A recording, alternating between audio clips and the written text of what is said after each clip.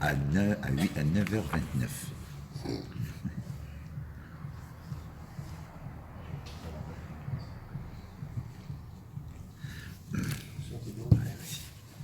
Bezat Hashem, Chodesh Tov, Umevorach, Bezat Hashem, mois de Kislev, Bezat Hashem, Arbe Nissim, il va y avoir beaucoup de Nissim. Il faut savoir que la fête de Hanouka, c'est une fête qui a été donnée pour... il y a deux fêtes qui ont été données pour préparer le Ham Israël à la galoute, à la longue galoute. C'est Hanouka et Purim. Les Hanouka et Purim, c'est les deux outils pour tenir dans la galoute, c'est-à-dire le principe de Hanouka et de Purim. Mais je ne vais pas parler de ça maintenant, je vais parler de Rosh Chodesh. C'est-à-dire, c'est écrit que Rosh Chodesh, c'est la racine de la tchouva. C'est-à-dire, c'est la racine de la possibilité de retourner vers Hachem. Parce que d'où vient l'éloignement? Il vient du principe lunaire. C'est-à-dire, Hachem, à Rosh Chodesh, il demande, il dit « Heviu alai kapara al-shemi atit alvana » amenez pour moi une offrande pour que je me fasse pardonner, parce que j'ai diminué la lune. Hachem, il dit ça à Rosh Chodesh. Alors, du moment où Hachem il reconnaît que le problème, c'est d'avoir diminué le lunaire, alors on voit de là que tout notre problème dans ce monde-là, c'est le lunaire, c'est pas le solaire. C'est-à-dire, si vous voulez, il y a le quoi et le comment. Notre problème, c'est pas le quoi, c'est le comment. Le quoi, c'est très facile à... N'importe qui il peut savoir quoi faire. Mais comment le faire, c'est là où ça commence les histoires. On peut être d'accord sur le quoi, même avec beaucoup de religions. Moi, j'ai beaucoup d'élèves qui sont chrétiens, musulmans, de tout. Il n'y a pas de problème sur le quoi. C'est-à-dire, on est d'accord... On est d'accord sur la Emouna, qu'il faut croire en Dieu et que c'est Dieu qui dirige le monde et qu'on est là pour connaître Dieu, etc. Sur les grandes lignes, on peut être d'accord sur le quoi, c'est-à-dire ce qu'on est venu, la raison pour laquelle on est là. Mais le comment, c'est là où commencent les histoires. C'est comment on fait. Alors là, comme on dit, c'est la fête au village. C'est-à-dire que tout le monde va amener des interprétations de toutes sortes d'interprétations. On va dire qu'ils vont dire non, c'est comme ça, d'autres c'est comme ça, d'autres c'est comme ça. Chacun il va chercher ce qui l'intéresse, c'est-à-dire dans comment servir Hachem. Il y a des gens, ils vont vous dire il faut prier toute la journée, comme la Gemara dit dans Brachot, elle dit Alvaï que le Ben Adam il prie toute la journée. Il y en a qui vont dire il faut étudier toute la journée. Il y en a qui disent qu'il faut travailler toute la journée et donner à la tzedaka parce que c'est plus grand. Il y en a qui disent il faut vivre en Eretz Israël. Celui qui vit en Eretz Israël, c'est comme s'il a été Mekayem toute la Torah. Il y a beaucoup de choses qui sont comme ça, des chemins, des grandes lignes où les gens vous disent tu fais ça et tout est bon. Mais il y a des discussions, pourquoi ça, pourquoi pas ça, pourquoi... Alors tout ça, ça vient du fait que le comment, il n'est pas clair. C'est-à-dire la Lune, elle a été diminuée. Le système lunaire, il a été diminué. C'est-à-dire il n'y a pas d'évidence dans ce monde des chemins d'Hachem. Ça demande une recherche. Et il n'y a aucune évidence. L'évidence, si quelqu'un y cherche l'évidence, il va voir que l'évidence, c'est de consommer, comme ça, il dit qu'est-ce que j'ai à faire de la Bechora, j'ai rien à faire, consommer, c'est tout, il n'y a rien à faire dans ce monde, il n'y a rien de spécial, on consomme et ça va se terminer, puis c'est tout. Et celui qui veut s'attacher à l'infini dans ce monde, il a besoin d'un éclairage dans le lunaire.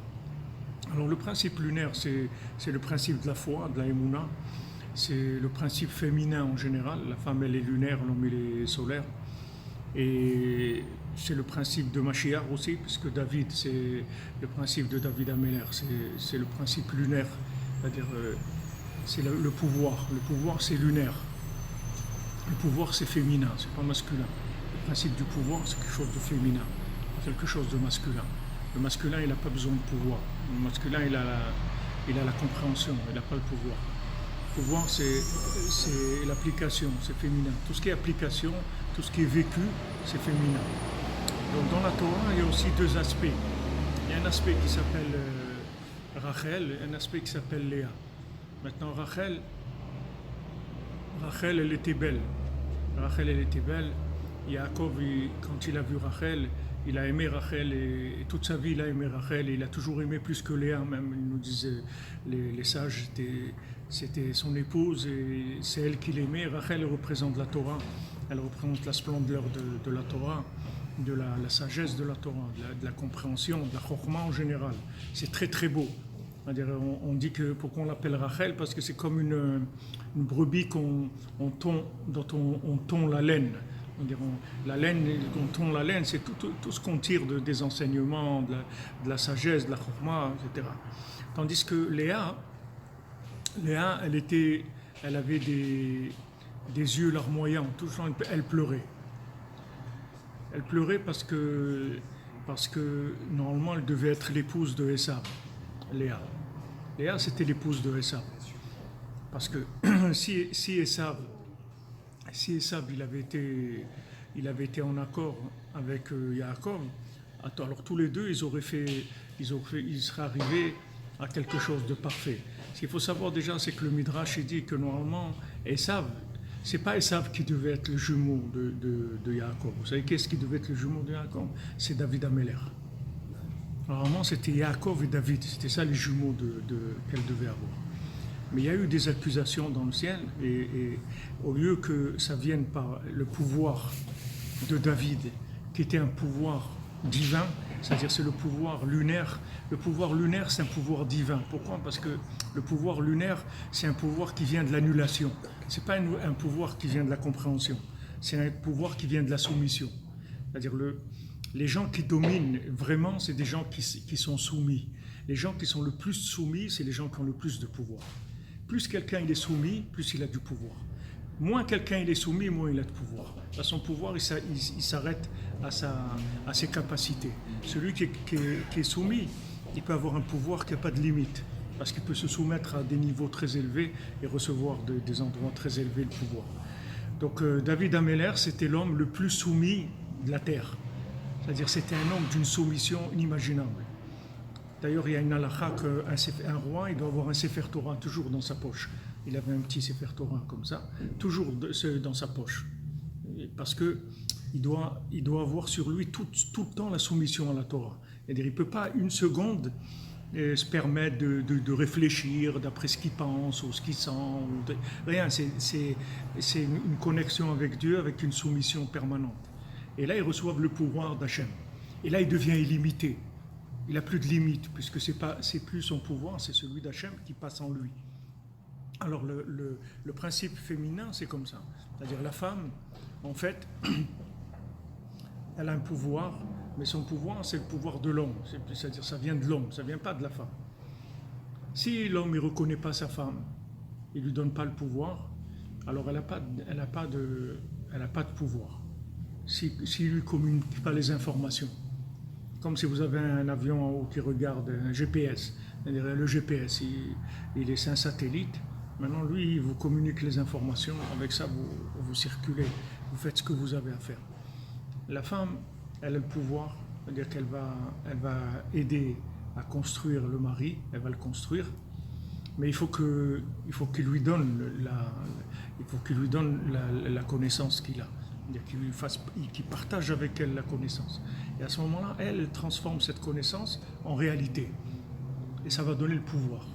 Et elle va faire des tris tout de suite très simples, qui lui sont très simples. Elle va dire ça, tu ne fais pas, celui-là, tu le sors de ta vie, celui-là, je ne veux pas que tu fréquentes, on ne va pas aller habiter là-bas. Mais tout ça, c'est très simple pour elle. Et l'homme ne comprend pas, parce qu'il réfléchit. Il dit, mais pourquoi? Qu'est-ce qu'il y a? C'est quelqu'un de bien, ce quartier il est bien, la synagogue elle est à côté, des trucs ça, mon travail. Lui, il n'a pas de contact avec la réalité. Donc lui, c'est tout analytique. Donc il tire des déductions analytiques. Mais elle, c'est pas analytique. Elle, c'est, comme on dit en arabe, c'est du solide. C'est du solide, c'est du vécu, c'est tout. Et bien, si un homme il est intelligent, il fait de sa femme son partenaire et il est sûr qu'il réussit dans sa vie, dans tout. Si un homme il fait de son épouse partenaire, il réussit dans tout. Mais c'est pas facile. Si Yaakov Avinu s'est trompé et il a pris Rachel. Il a plus de vous l'avez là?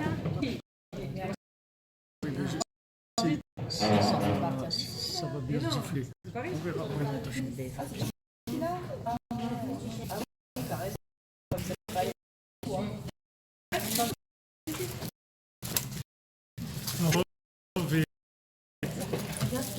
Brouchot haba, bienvenue pour parler des choses qui sont.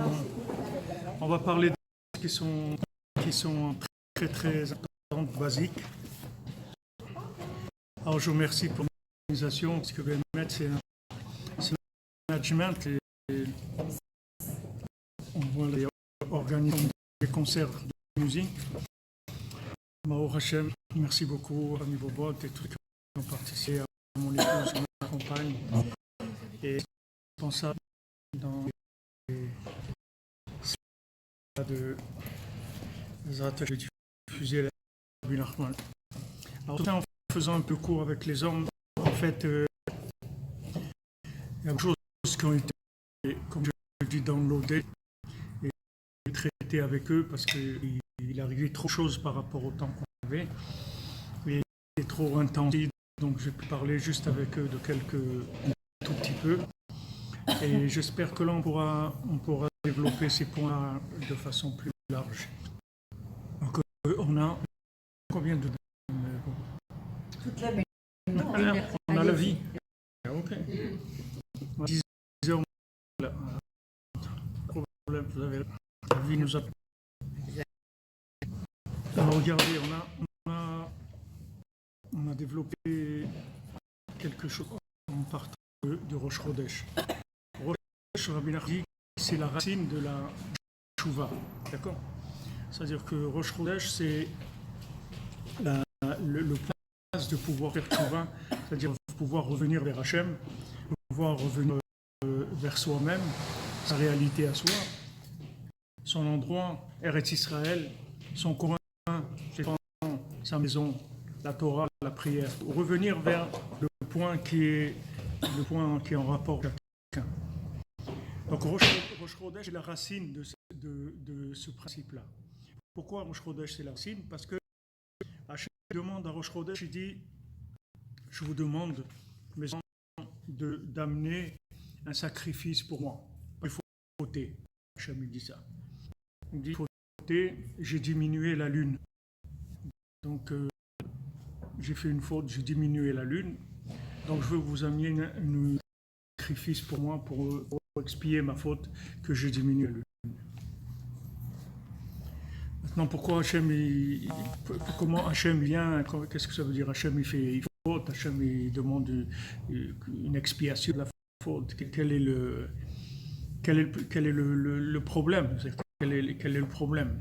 En fait, tous nos problèmes, tout ce qu'on peut faire comme erreur de vie, c'est parce que la lune a été diminuée. Qu'est-ce que ça veut dire que la lune a été diminuée? Ça veut dire qu'il n'y a pas d'évidence des choses. D'accord? Tout le monde, dans le pourquoi, il peut vous faire des discours extraordinaires, mais quand vous allez dire comment, alors vous allez voir qu'il va y avoir beaucoup de sens. Parce que le comment, les gens ne savent pas trop comment ça marche. Comment. Il y avait le Rav Zilber, il m'a dit un exemple, il a dit, il y a un avion qui est tombé dans un village d'indigènes en Amazonie. Et dans cet avion, il y avait du Alors, quand les indigènes ils ont cette pendule, ils ne savaient pas si c'était une idole ou un ovni. Ou... pas ce que c'était. Alors, le sorcier du village, il a dit, laissez-moi quelques jours et je vais vous dire qu'est-ce que c'est. Donc, le sorcier du village, il a étudié la montre, comment elle marchait, etc. Il a réuni tout le village, il leur a dit, voilà, vous voyez comment ça marche. Ici, il y a des roues, elles tournent, et il y a une roue qui quand elle fait un tour, alors il y a une aiguille quand elle fait un tour, il y a une autre qui avance un petit peu, et qui est tout le fonctionnement de la montre.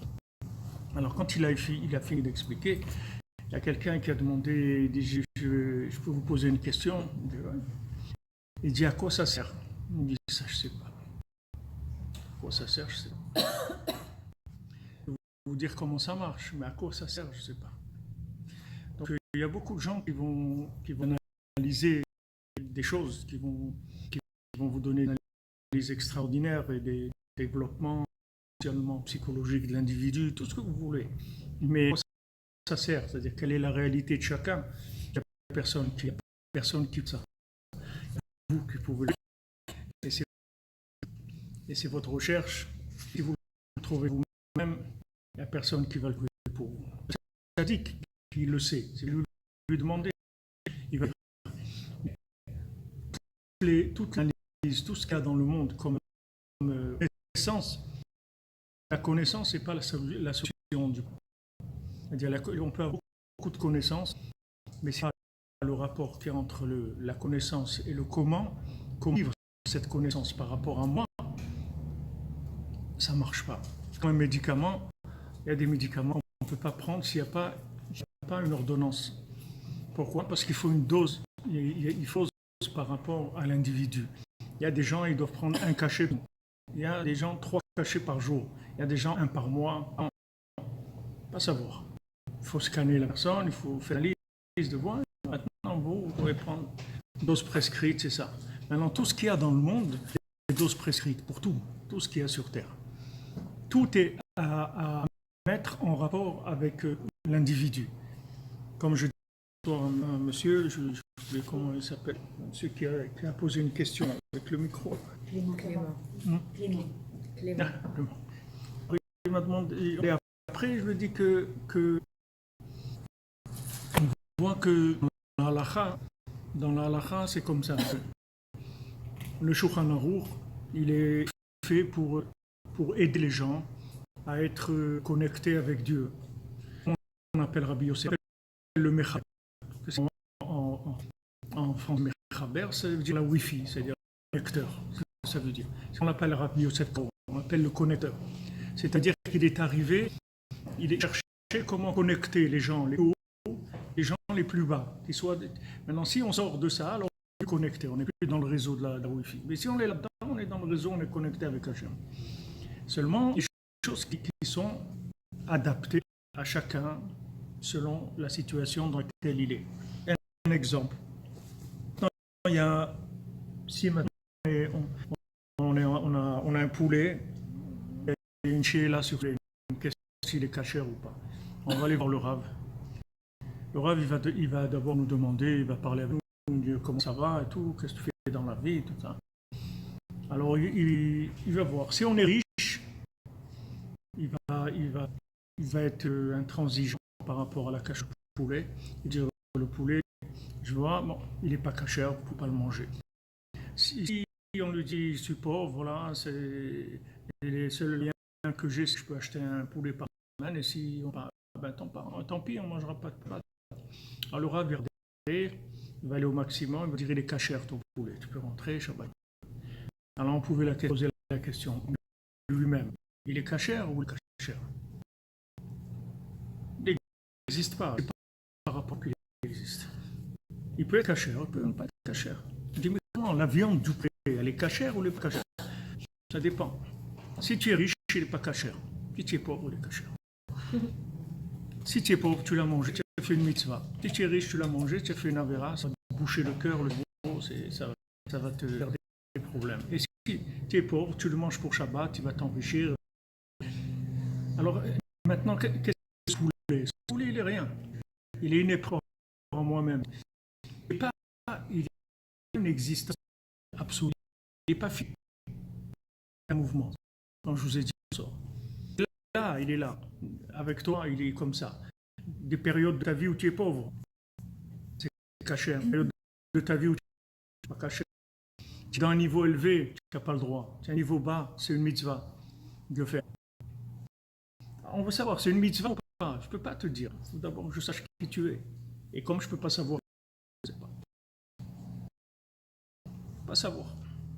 Donc Hachem, il sait que ce principe-là, le principe lunaire, c'est l'élection-là, le reflet de soleil sur la lune, c'est-à-dire le reflet de la connaissance. Dans le concret, il sait que le fait que lit la lune, donc il n'y a pas d'évidence. Il n'y a pas d'évidence des choses. Quand il n'y a pas d'évidence des choses, il n'y a pas de conscience de la chose vraiment. Il y a conscient vraiment de la chose. Alors ça, c'est le point de départ du problème. C'est-à-dire, c'est l'inconscient. Je vous donne un exemple. rêvé d'acheter une voiture, une Bentley, d'accord, une belle voiture. Vous avez travaillé quelques années, et tout, vous mettez de côté. Vous avez acheté une Bentley et tout. Après, bon, Hachem, les affaires marchent bien pour vous. Votre fils, il a 18 ans, 19 ans. Qu'est-ce qu'on peut lui offrir qui va lui faire plaisir? Lui offrir une Bentley. Regarde, moi, comment j'ai travaillé pour ça et tout, c'est une réalisation dans ma vie. Alors, je vais lui ouvrir une Bentley. Alors, j'ouvre la Bentley, je lui offre la Bentley. Ah, merci et tout, il est content. Un jour, il la prête à son copain, un truc, et son copain va au Mexique et il se la fait voler. Mais c'est quoi? Tu fais attention à quelque chose comme ça, quelque chose de tellement important. Tu sais, nous, combien on a travaillé pour avoir ça. Et toi, tu fais attention, tu prêtes à quelqu'un que tu ne connais même pas, regarde, etc. Mais ce que vous savez pas, c'est que vous, quand vous avez travaillé, vous avez acquis la conscience de la chose. Donc la chose, elle est vivante pour vous. Mais pour lui, elle est morte, parce qu'il n'a rien fait pour ça. Donc c'est quelque chose de mort, c'est une valeur à ses yeux. Même s'il vous fait plaisir, parce qu'il veut vous faire ça, il voit que vous plaisir. Donc il veut vous faire plaisir, vous montrer que lui aussi, ça lui fait plaisir. Mais seulement, il n'est pas conscient de ses plaisirs. Alors vous ne pouvez pas projeter sur une personne la conscience que vous avez. Vous avez une conscience. Vous ne pouvez pas projeter cette conscience sur quelqu'un. C'est impossible. C'est impossible. Vous devez scanner la personne et voir où est-ce qu'elle se trouve. Et par rapport à son niveau de conscience, vous allez lui donner besoin pour progresser.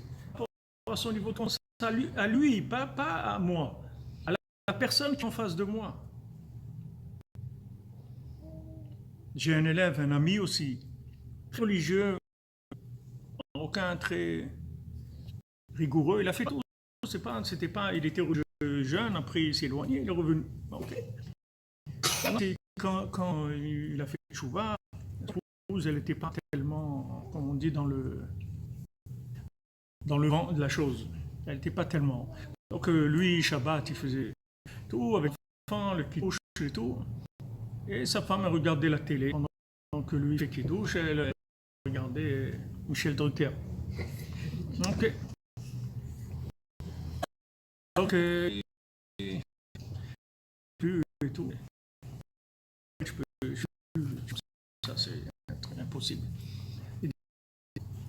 Toi, tu ne fais pas tout le temps dans ta vie. Je dis non. Je dis comment tu as commencé à faire Shabbat? Tu crois que c'est parce que quelqu'un tu as trouvé le Shabbat? Non. Comment tu es chômeur Shabbat? Il t'a fait un cadeau, il t'a ouvert la conscience. Ok.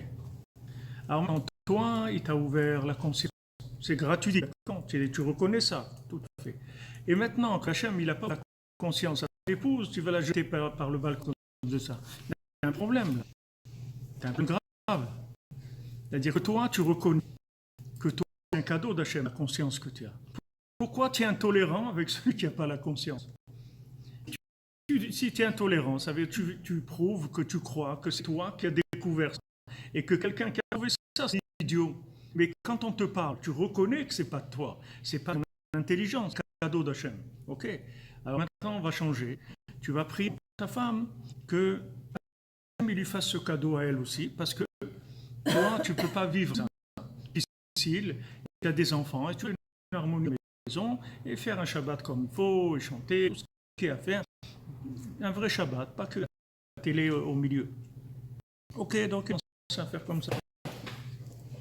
La femme, quand ils étaient en vacances, elle allait à la plage et tout, et j'obligeais à aller avec sa femme. Elle me dit, mais tu es fou, tu sais ce qui se passe à la plage. Tu es fou, tu me dis d'aller à la plage avec ma femme. Même. Tu es un khadir, il dit de rien. La femme, là, tu la suis. Parce que ta femme, c'est ta conscience véritable, en fait. C'est ça qui est. Ton porte-monnaie, ta femme, c'est ça ton vrai porte-monnaie. Tout, c'est des billets de Monopoly, c'est pas de l'argent. C'est des billets, c'est des morceaux de papier que tu as. C'est-à-dire tout ton judaïsme, il n'est pas vrai. Tu crois que tu es religieux, pas religieux. Tu deviendras le religieux le jour où ta femme, elle sera engagée. Si je te préviens que ta femme est engagée, elle va devenir bien plus que toi. Tu vas voir qu'elle va te faire des problèmes dans la vie. Et ça, tchouva, elle s'est engagée, après elle commençait à lui faire... Mais tu n'as pas mis c'est écrit, il faut mettre une goutte d'eau dans le douche. Pourquoi tu ne mets pas la goutte? Pourquoi tu fais pas ça? Pourquoi? Et elle dit, c'est pas qu'il a regretté qu'elle a fait tchouva, mais il a compris que c'est devenu autre chose déjà. J'ai dit, maintenant, tu peux dire que tu es conscient. Cette conscience, ta femme, elle l'a partagée avec toi. Donc, tu es conscient de choses. Alors, maintenant, dans la Torah, vous avez énormément des dizaines d'exemples qui illustrent ce principe-là. C'est-à-dire, chacun a son niveau de conscience. Le niveau de conscience, c'est un cachet. Il vient par la remise en question de l'individu et la recherche de l'individu, mais ce n'est pas parce que je vais trouver, chercher, ne rien trouver. Et comme je suis, qui ouvre le cœur, qui ouvre l'esprit. Les gens, ils ont cherché des domaines qui étaient complètement de la Torah, ils sont restés là. Vous prenez par exemple mai 68, vous aviez deux bandits, comment ils s'appellent, Bernie ou je ne sais pas, Bernard Lévy. Et deux qui ont fait mai 62, juifs qui ont fait mai 68, d'accord. Maintenant, un, il a fait tchouva, il est devenu vraiment un vrai bal tchouva. Il a beaucoup étudié la Gemara et tout, il est rentré complètement dans la... Et l'autre, il est devenu truc de, je sais pas, européen, il est resté là où il était. Les deux étaient des révolutionnaires par rapport au système, il cherchait et tout. Un, il a trouvé la Torah, l'autre, il n'a pas trouvé. Hachem, il donne à chacun ce qu'il a donné. Maintenant, nous, on doit savoir que notre science, c'est... Et le rapport avec autrui, c'est autre chose. C'est-à-dire que la transmission doit se faire par rapport aux besoins de l'autre, pas par rapport à je sais. Je peux savoir des choses dont je n'ai pas le droit de parler avec les gens qui sont autour de moi. Parce que je vais les choquer, brusquer, je vais leur créer de la révolte, un rejet. Ils ne sont pas à ce niveau. Rabbi Nachman dit, un bébé, on doit lui donner du lait. Et quelqu'un de plus grand, on doit lui donner de la viande. Maintenant, c'est vrai que la viande, c'est le lait. C'est plus nourrissant et tout. Mais un bébé, il ne peut pas manger de la viande. Il peut m'en boire que du lait, c'est tout. Donc maintenant, quand quelqu'un, c'est comme vous avez un magasin, quand quelqu'un il rentre, il faut que vous demandez qu'est-ce qu'il veut. C'est tout. Qu'est-ce qu'il veut? En Israël, ça, ils sont très... Quand vous rentrez, ils disent qu'est-ce que tu veux, combien tu veux mettre. Alors, les Français n'aiment pas ça, il ne faut pas lui dire ça. Un Français, il ne faut pas lui dire combien tu veux. Parce que le Français, quand il rentre dans un magasin, c'est Zarma et n'importe quel truc. Je ne veux pas qu'on le prend pour un... Moi, je peux mettre que $10 dans le... Non. Et pourquoi tu dis ça? Moi, si j'ai envie, j'achète. Non, et combien tu peux mettre? Combien tu veux dans la chemise que tu as achetée ou dans le truc? Combien tu veux? Je dis, mais pourquoi tu dis ça? Mais parce que tu vas gagner du temps, et moi aussi. T'amener là où les trucs qui comme ça, tu vas ce que tu veux. Pas de magasin comme ça. Si tu veux acheter ou tu veux pas acheter. Si tu es rentré pour l'air conditionné, il fait chaud dehors, promène-toi un petit peu, tu ressors. Mais si tu veux combien tu veux mettre, c'est tout. Ça gêne les Français nous-mêmes, ça nous gêne quand on nous dit combien tu veux mettre. Je veux dire combien je veux mettre. Rien, je veux rien mettre. On va souvent dire, je veux rien mettre. Comment t'as roté les chalem? Combien tu veux payer? Rien. Allez, c'est pas sérieux. C'est vrai, parce que ça m'énerve un peu. Mais en fait, c'est parce qu'ils sont très, très concrets. C'est-à-dire, ils ne tournent pas en rond. Ils ne tournent pas en rond. Allez, on ne perd pas de temps. Tu veux acheter, achète, tu veux pas. Va-t'en, c'est tout. Il n'y a pas de temps à perdre. Vous comprenez? Il va analyser la personne pour savoir qu'est-ce qu'elle est capable de faire. Et par rapport à ça, il va lui donner ce qu'il faut. Donc nous, vous voulez, le fait qu'il a diminué le lunaire, c'est-à-dire il a diminué l'évidence des choses. Normalement, il y aurait une évidence de la connaissance dans le concret, dans le vécu. On a une évidence des choses, une conscience des choses. Hachem, il a diminué. Avant que diminution, même le monde, il était diminué. C'est-à-dire que vous aviez un arbre, l'arbre lui-même, goût, fruit. Pas que le fruit qui est un fruit, mais c'est du fruit. C'est pas que le fruit. Tout, vous preniez le tronc de l'arbre, vous pouviez un morceau, c'était aussi du fruit. C'est-à-dire tout était le fruit. Quand il y a eu la diminution par rapport au sol, alors il est parti qui est devenu le corps de la chose. Côté de ça, elle apparaît ça n'a pas de goût, ça n'a pas de lumière, ni rien. Et c'est lui qui a tout le goût et toute la lumière. Donc si vous prenez par exemple Yaakov, quand il a vu Rachel, il a aimé Rachel. Il a aimé Rachel beaucoup plus que Léa, et toute sa vie il a aimé Rachel beaucoup plus que Léa. Seulement, s'il n'avait pas pris Léa, il n'aurait pas eu Rachel non plus. C'est-à-dire que Rachel ne serait pas resté avec lui. Hachem, il a fait tout ça pour qu'il puisse se marier avec Léa d'abord. Il a fait tout ce qu'a fait Lavan. Hachem, il a dirigé Lavan, il a trompé Yaakov, etc., et qu'il lui a donné en premier, parce qu'il devait prendre Léa en premier. Parce que Léa, c'était la conscience de la réalité des choses. Parce que Léa, c'était normalement l'épouse de Esav. Vous voyez, Esav, il ne sait pas que Yaakov prit sa femme. Vous voyez Esav qui parle. Il parle qu'il lui a volé le droit d'aînesse, qu'il lui a volé les brachot. Vous voyez nulle part qu'il lui a écrit « Tu m'as volé ma femme ». Parce qu'il ne savait même pas que c'était sa femme.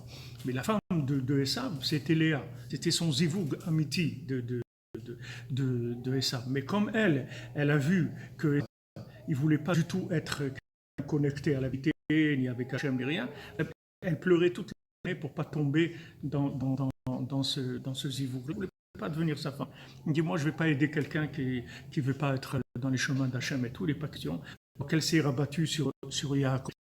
Et c'est elle qui a donné, en fin de compte, la plupart des tribus, elles ont été enfantées par Léa, pas par Rachel. Mais Léa, si vous voulez, c'est la conscience d'Hachem dans la réalité. Rachel, c'est le côté de la Torah, le côté de la connaissance, c'est-à-dire le côté analytique, le côté de connaissance, des chidushim Torah, des choses qui sont tout le côté de la chorma, de la sagesse. Mais Léa, c'est le côté créé, si vous voulez, de la Torah. Alors, à l'époque de Yaakov, c'était comme ça. Mais le Zohar dit qu'après Yaakov, chaque femme, elle a ces deux aspects en même temps. Toutes les femmes, elles sont Rachel et Léa. Elles sont les deux en même temps. Dans un côté où elles sont en communication avec leur mari, dans la connaissance, elles adhèrent à sa façon de voir les choses, etc. Et elles l'encouragent dans les développer, etc. Et elles ont un autre côté, elles sont complètement opposées à lui, dans les domaines où il est beaucoup plus haut que ce qu'il pense. C'est-à-dire qu'il va dans des domaines qui ne sont pas réels par rapport à lui. Donc elle va le ramener vers la réalité. Quand elle va ramener la réalité, c'est le côté Léa, et c'est très agréable à jouer, aussi bien pour elle que pour lui. Pour les deux, c'est désagréable. C'est pas agréable d'avoir une épouse qui dit « Ouais, mais pourquoi tu vas faire ça ? Arrête de faire ça, t'as rien compris, les trucs. Tu fréquentes quelqu'un, je te dis il n'est pas bien, je veux plus que tu le fréquentes. » C'est désagréable pour un homme. D'abord, ça lui fait un coup dans son orgueil, comme un bon ami, super et tout. Et sa femme, elle lui dit « Je veux plus que tu parles avec lui. » C'est pas... Qu'est-ce que ça veut dire ? Je suis un idiot, je ne sais même pas voir des trucs. Tu ne te rends pas compte. Tu n'es pas conscient, tu es inconscient. Sur le côté conscient, je connais toi sur Rachel. Sur le côté inconscient, je suis Léa. C'est-à-dire, il n'y a pas, ça ne va pas du tout. Et je vais t'aider. On va y arriver, mais ça va être difficile pour toi et pour moi. Parce que pour la femme aussi, de jouer ce rôle-là. On aimerait bien tout être sourire, rigolo, être d'accord, etc. Et quand on doit s'affronter sur des choses, des vraies discussions, qu'on doit aller et affronter, c'est très difficile. Alors j'ai retenu aussi Rabbi Yochanan dans la Gemara. Rabbi Yochanan comme Chavruta, Rish Lakish. Rish Lakish, c'était un ancien grand et qui a fait tchouva. C'était la Chavruta de Rabbi Yochanan. Il étudiait avec Rabbi Yochanan. Maintenant, il y a eu une histoire entre les deux. Rabbi Yochanan, il a fait quelque chose. Bon, Rish Lakish, il est mort. Quand Rish Lakish est mort, il n'avait plus avec qui étudier Rabbi Yochanan. Donc ils ont cherché un sage, un rav, pour étudier avec lui. Donc il lui a amené beaucoup de rabbins. Alors tous ceux qui venaient étudier avec Rabbi Yochanan, il lui disait, quand Rabbi Yochanan il disait quelque chose, il lui disait voilà des choses, voilà, je t'amène des preuves, tu as raison. Alors au bout d'un moment, Rabbi Yochanan, il y avait ces gens-là qui venaient lui amener des preuves qu'il a raison. Alors il a dit au sage, moi je n'ai pas besoin des gens qui m'amènent des preuves que j'ai raison. Moi j'avais Rish Lakish, chaque chose que je disais, il me posait 400 questions. Il fallait que je réponde 400 sur chaque que j'annonçais. Donc avec il progresse mais vous m'amenez des gens que tout ce que je dis, tu es mignon, etc. Mais ils ont envie de vivre. Ça. Rabbi Yochanan a perdu la tête. Ils ont dit qu'il a perdu la tête pour qu'il meure. Et de là, on apprend, ou bien j'ai un ami, ou bien j'ai une chavruta, c'est-à-dire quelqu'un.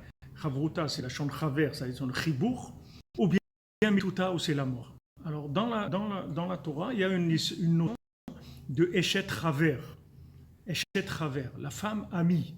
La femme amie, c'est-à-dire la femme qui connecte, la femme connectrice à la vérité. C'est-à-dire, elle connecte. Alors, quand l'homme il n'est pas connecté, ça va poser des problèmes. C'est-à-dire, quand il est en train de dire des choses qui n'ont rien à voir avec ce qu'il est, ou bien il s'engage dans des choses qui ne sont pas du tout à son niveau, alors ça va commencer une guerre. Parce que qu'elle n'arrive pas à connecter ça. Elle ne se connecte pas. Donc on va lui dire, c'est pas bon ce que tu es en train de faire. Ne fais pas cette affaire, ne fais pas ce truc-là. Et l'homme, il ne comprend pas parce qu'il voit dans un domaine théorique, il ne voit pas dans un domaine lunaire. Il ne voit pas dans la réalité ce que ça va donner. Alors c'est très frustrant, même pour lui, c'est pas que pour l'homme, même pour la femme d'avoir. Il y a des femmes d'ailleurs, elles ont fait youch, c'est-à-dire quand elles ont vu que c'est tellement difficile qu'elles font ce qu'il veut, puis c'est tout. On ne va pas se disputer à chaque fois pour des. Elle le laisse faire. Mais en fait, c'est la famille, tout le foyer, il va dérive si la femme elle lâche. La femme ne peut pas lâcher. Parce que le foyer, il va aller à la dérive. C'est tout qui s'en va. Parce que si on laisse le mari conduire le bateau, le mari, là, c'est le bateau ivre après. C'est une boîte de nuit au Maroc, ça s'appelle comme ça. Le bateau ivre. On va dire c'est le bateau, il s'en va à la dérive. Ça part dans tous les sens. Donc c'est vrai que c'est désagréable. C'est désagréable. Et je peux avec Esther combien de discussions sur des choses qui me paraissaient évidentes. Des fois, moi, des places de rabbins dans une communauté avec un très bon salaire et tout, et on était en train de trimer des trucs. J'ai dit, écoute, voilà, regarde, je vais faire des cours tous les jours, c'est super. Je suis rentré à la maison, vous voyez, comme un petit enfant qui a trouvé un truc. Il a trouvé un truc dans la rue, vous voyez, il rentre à la maison, ouais, j'ai trouvé un truc super et tout. C'est juste, c'est une roquette qui n'a pas explosé, c'est tout. Et ça a l'air mignon, c'est super et tout. Alors je dis, ouais, super, tout. On propose, je crois que c'était 25 000 shekels par mois pour une communauté à Jérusalem. Et j'ai rien à faire que faire des cours tous les jours. Mais par contre, c'est super. Au bout d'une heure de discussion, c'est terminé. Il n'y a plus de cours, il n'y a plus de salaire. Si j'avais tout, j'aurais été tout de suite. Mais quand on en parlait, elle m'a dit, regarde, on ne s'est jamais vendu dans notre vie. Il dit, tu crois que si quelqu'un te donne 25 000 shekels tous les mois, tu vas pouvoir parler comme tu parles. Tu vas pas pouvoir parler. Tu vas être dans une structure. Tu vas être emprisonné. Tu sais, ça y est, tu veux être toi-même. Tu vas être un rabbin qui va jouer avec la communauté. Et trucs. Tu as toujours horreur de ça. C'est pas pour ça qu'on a fait tchouva. Voilà, au bout d'une heure, le début, c'était pas facile parce que je n'acceptais pas. Je dis, comment il s'ouvre une porte comme ça, extraordinaire, et maintenant, voilà, tu peux avoir la parnassa tranquille et on n'a pas besoin de comme et tout, on va pouvoir au contraire enseigner Rabbi Nachman, et tout ce qu'il avait une de justificatif par rapport à ça. Mais c'était clair, c'était du mensonge. Mais si on parlait avec vous, ne pouvez pas me rendre. Parce que sur des manières sur plan, et dans la réalité, c'était une catastrophe. Une catastrophe. Rabbi Nachman. Son beau-père, c'était un grand rave, il était rave sur 60 villes. Alors, son beau-père voulait lui donner une pour Rabbi Nachman rave. Alors, pour qu'il ait pas parce qu'il c'est pour de avait rien dans la pauvreté, même là, du tout Rabbi Nachman. Alors, Rabbi Nachman, mon beau-père a posé une place de dans une de ses copines. Il a dit oui, c'est bien. Rabbi Tani dit non, mais Rabbi, c'est bien d'être rave. Alors Rabbi Nachman dit c'est bien, tu sauras un peu d'une communauté, pourquoi, c'est bien. Alors Rabbi Nachman dit Rabbi émettre les métaux, vraiment vrai, c'est bien. dis émettre les mythos, c'est tout. Il ne faut pas être grave.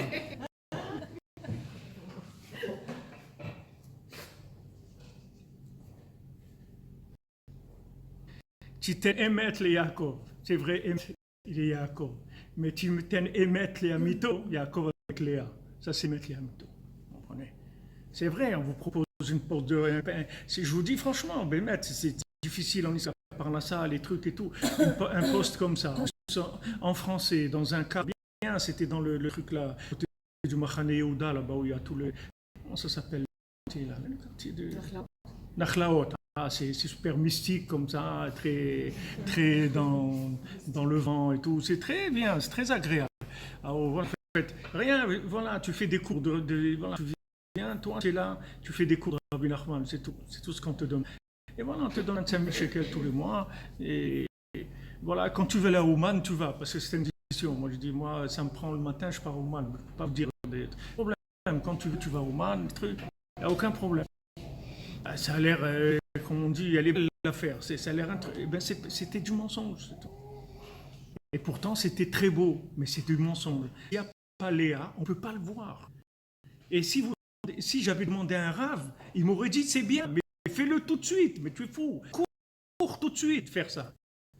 Eh ben, j'ai comme ma femme et mettre les mytho, pas le rave. Parce que le rave, il va me dire c'est bien. Qu'est-ce qu'il y a de pas bien là-dedans? Il n'y a rien d'interdit, c'est extraordinaire. On est dans une communauté. Et c'est pas, au bout d'un an, tu ne vas plus parler de la même chose.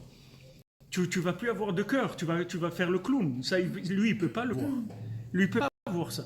Et lui, il croit que bon, c'est un travail. Et lui, de toute façon, tu es un clown déjà. Donc, et ça va changer. Que tu sois un clown payé ou pas payé, ça ne change rien du tout. Mais la femme, elle va tout de suite donner l'aspect de la chose réelle. Donc, il y a prise de conscience de la chose. Et là, ça fait peur.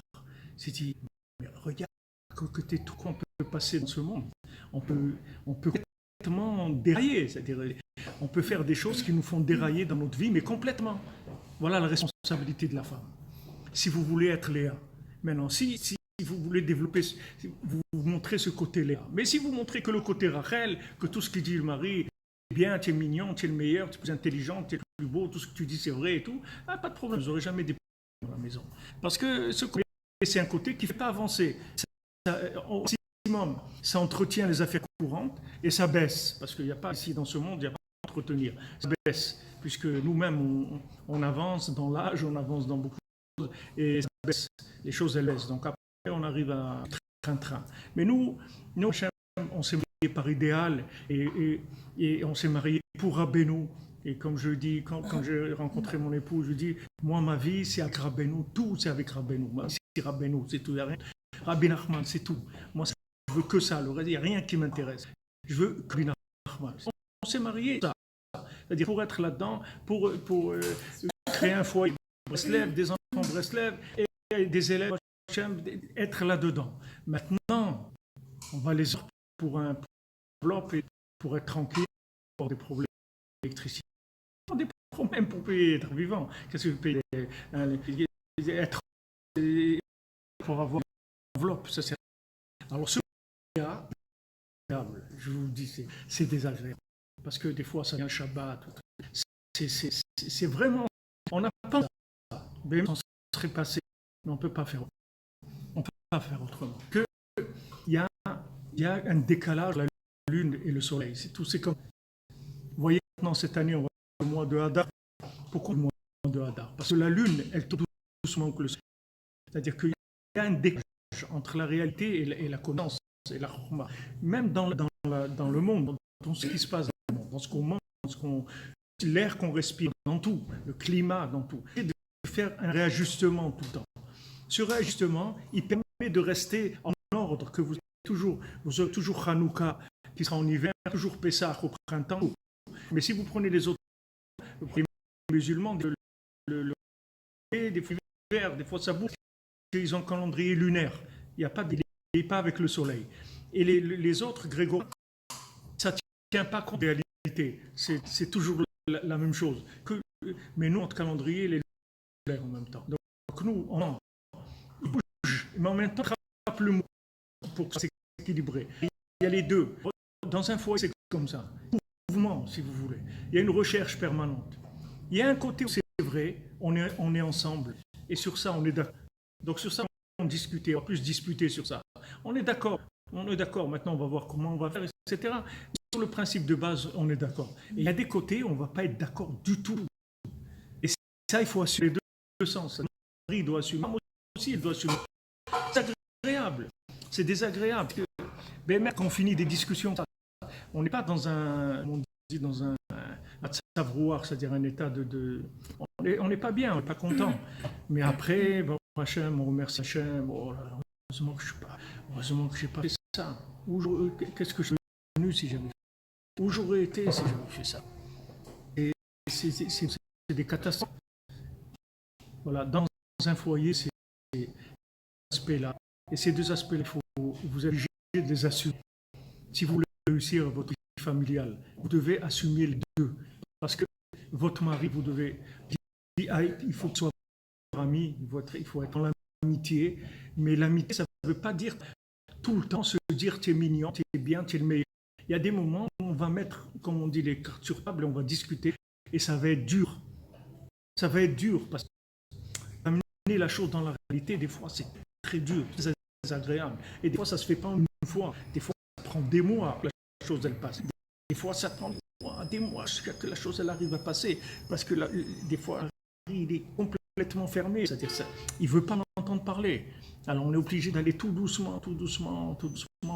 Mais il ne faut pas lâcher. Si on lâche, c'est le foyer qui s'écroule.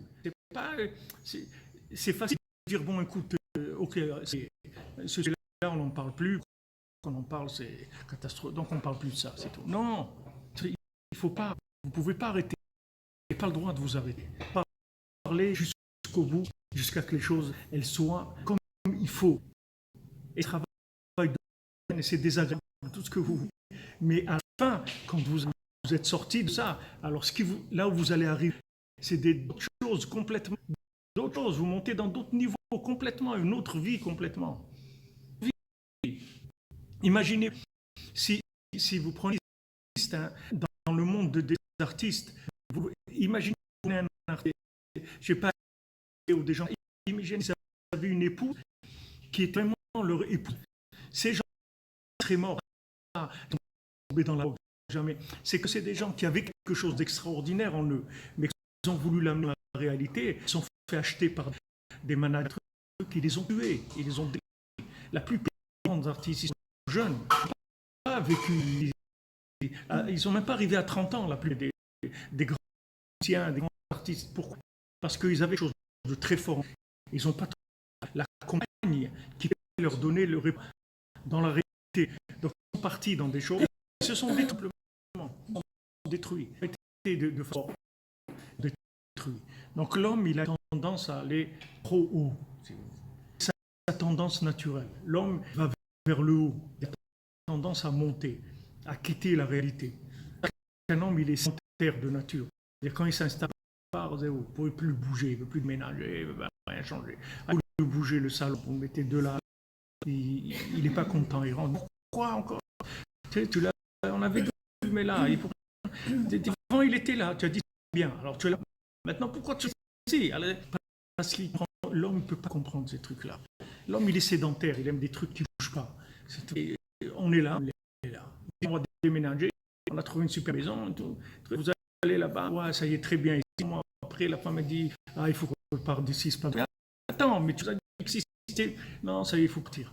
Mais il ne peut pas comprendre ces choses-là. Ça y est, on a passé, il y avait quelque chose, on est passé.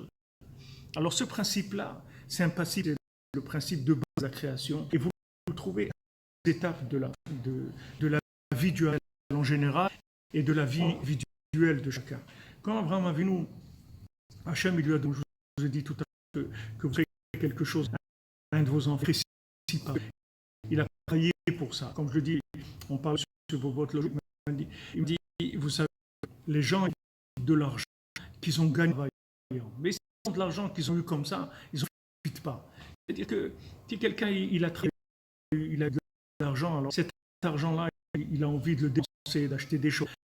Mais de gagner au lot, c'est pas de l'argent qui a une valeur, c'est pas de l'argent vivant, lui, parce que ce n'est pas de l'argent dont il est conscient de la valeur de cet argent-là. Donc automatiquement, il ne trouve pas de rapport entre cet argent-là et la réalité. Pas le connecter avec la réalité. Mais l'argent, il a travaillé, c'est un argent qui vient de la réalité. Donc il réinvestit dans quelque chose de réel. Tandis que l'argent qui est venu facilement, l'argent facile, il part facilement. C'est pas parce qu'il est facile, c'est parce qu'il n'est pas réel. C'est-à-dire qu'il n'y a pas une conscience de cet argent. Un enfant, quand vous allez lui offrir cette voiture, pour lui, c'est exactement, c'est dommage, vous dépensez ça parce que vous lui offrez la même voiture en petit mode pour jouer. C'est la même chose. C'est la même chose. Seulement celle-là, vous allez la payer $100 000, vous allez payer $10. Mais c'est la même chose pour lui, parce qu'il est aussi conscient de ça que une petite voiture. Pour la même chose, rien du tout. Ça n'a pas de valeur. Alors après, ça a des problèmes aussi, parce que d'après la Torah, quand une chose, elle est pas, vous n'êtes pas conscient de la valeur de la chose, elle n'a pas de protection. La chose, elle a la protection de votre conscience. C'est-à-dire, quand vous êtes quelque chose, la chose, elle est gardée, elle est protégée. Si vous n'êtes pas conscient, la chose, elle est ouverte à des dégâts. Il va y avoir des dégâts. La chose, elle va s'abîmer. En fait, elle n'est pas très vivante. Elle perd sa vitalité. Mais si la chose, vous en êtes conscient, vous allez voir que cette chose-là, elle est protégée. Comme des gens, vous voyez, qui ont acheté une voiture, qui ont travaillé et tout. 20 ans après, vous la trouvez, la voiture, elle est neuve. Elle est comme neuve. Parce que c'est quelque chose qui lui appartient vraiment. Donc, elle est protégée, il la bichonne comme ça, il arrange et tout, il fait attention. Vous donnez la même chose à quelqu'un qui n'est pas conscient, vous allez voir 6 mois après, la voiture, c'est une poubelle. Parce qu'il n'est pas conscient. Donc, du moment où il n'est pas conscient, la chose, elle n'a même pas une protection matérielle. Même matériellement, elle n'est pas protégée, à raison des niveaux spirituels. Alors, je vous donne un exemple, c'est simple. Maintenant, je reviens vers la Torah. Avinu, il lui a donné à Israël cadeau, d'accord? Il dit voilà, cette terre, je te la donne cadeau. Si on a le temps, je reviendrai vers pourquoi Abraham voulait absolument payer Hebron. Il ne voulait pas qu'il lui fasse cadeau. Il voulait que Ephron il lui donne cadeau le terrain. Il a payé aussi 400. Vous allez voir, on va citer beaucoup de choses de 400 maintenant. Il a payé 400 l'endroit là. Parce que cet endroit là-bas, c'est la porte du Gan Eden. Là-bas, quand vous arrivez à Hebron, avant de monter, il y a une espèce de trou là-bas, comme ça, où il y a des arbres et tout. Ça, c'est la porte du Gan Eden. Cet endroit-là, c'est la porte du paradis, il est là. Mais Ephron, il ne voyait rien du tout, il ne se rendait pas compte. Alors, on reviendra à Bezrat Hashem sur ça. Avant nous, Hashem, il lui fait cadeau à Israël. Il dit voilà, je te cadeau. Maintenant, il nous demande à Hashem, comment je vais savoir que ça m'appartient? Moi, je veux qu'elle m'appartienne, Eretz Israël. C'est-à-dire, c'est pas qu'il voulait de l'appartenance immobilier que la terre appartenait. Il voulait une appartenance à la terre, c'est-à-dire il voulait une conscience de la valeur de la terre. Il dit, moi, c'est vrai, tu m'as fait cadeau et tout, mais je voudrais être conscient de la valeur de cette terre. Dès qu'il a dit ça, Hachem lui a dit, regarde, 400 ans, tes enfants vont être esclaves. Quand ils vont être 400 ans esclaves, après ils vont sortir, ils vont rentrer en Eretz Israël, et là ils vont être conscients que c'est Eretz Israël. Ok, donc on a été en Égypte, c'était 400 ans. Au bout de 6 ans, ça ne marchait plus, on ne pouvait plus tenir, c'était trop dur. On n'avait plus gardé la connexion avec Dieu, on commençait à partir petit à petit. Donc Hachem, c'était une catastrophe. 200 ans, il nous a sortis. Et maintenant, sorti jusqu'à ces 100 ans-là qu'on a, si vous voulez. C'est de conscience de la valeur d'Israël, de la valeur de la Torah, notre valeur personnelle. Pourquoi on en existe, c'est notre valeur personnelle aussi, pour nous se trouver nous-mêmes. La valeur du Ham Israël, la valeur de la Torah, la valeur des tzadikim. Toutes ces choses-là, on en avait la valeur, la conscience. Pourquoi? Parce que c'était un cadeau. D'ailleurs, si vous prenez des gens que 20% qui sont sortis, 80% ils sont en Égypte, et ces 20 sont morts dans le désert. Personne n'est rentré en Eretz Israël. Il y a 4 ou 5, c'est tout. Mais le Ham Israël, il n'est pas en Eretz Israël. Parce qu'il ne pouvait pas. Il ne pouvait pas, parce que s'il serait en Eretz Israël de inconscience, il n'aurait pas pu, rien n'aurait marché. La terre, elle aurait fonctionné comme on n'aurait pas pu construire le temple, rien, ça aurait été du tout. Hachem, il nous a sortis, mais le fait que Hachem nous a donné gratuitement, on n'a pas payé 100 ans, ça, on le paie. C'est ce qu'on a maintenant. C'est dans lequel on est, toutes ces difficultés, tout les changements, tout là, c'est parce qu'on n'est pas conscient de la valeur que Hachem nous a donnée. C'est pas de notre faute, parce que on vit avec des choses qui sont décrites, c'est-à-dire la lutte, elle reprend pour nous des choses. On a l'alliance de sa valeur. C'est moi qui ai ce travail-là. Alors que normalement, quand on me donne quelque chose, la chose, elle devait porter le message de la conscience de sa valeur. À ce moment-là, il n'y a pas de problème. La traiter comme il faut. Vous voyez, des fois, je suis en Eretz Israël, je vois quelqu'un il jette une crème, il boit une coca, il jette partout. C'est-à-dire, ça fait mal. Quelqu'un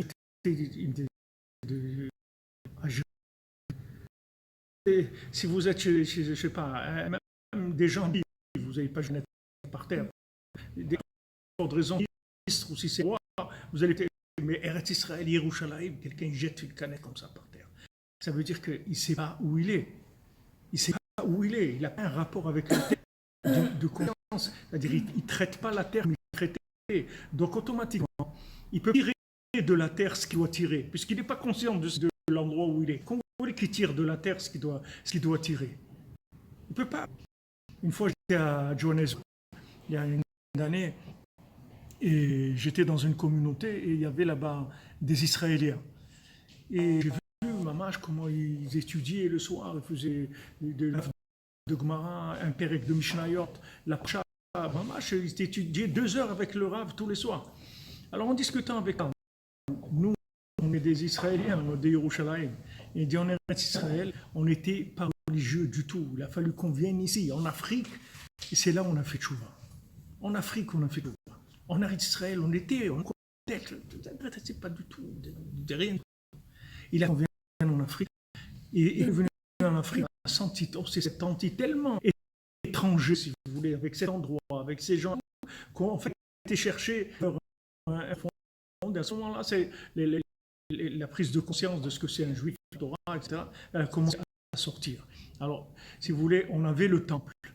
Hachem nous a donné un temple, Hachem nous a donné 2 temples. Mais on n'était pas conscient, on n'appréciait pas la chose. Donc Hachem il a dit, vous allez quitter Eretz Israël, vous allez en exil, et là-bas, vous allez récupérer la conscience à petite dose, c'est tout. Au lieu maintenant qu'Israël soit des doses qui sont très fortes, je comprends, c'est difficile, donc je crois que vous méprisez le temple, vous méprisez ma présence dans la maison, c'est un miracle toujours, etc.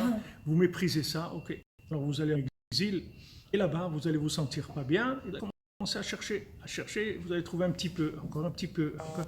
Et vous ne faites pas de soucis, le jour où vous aurez fini de récupérer ce que vous devez récupérer, le jour même vous allez partir en Israël.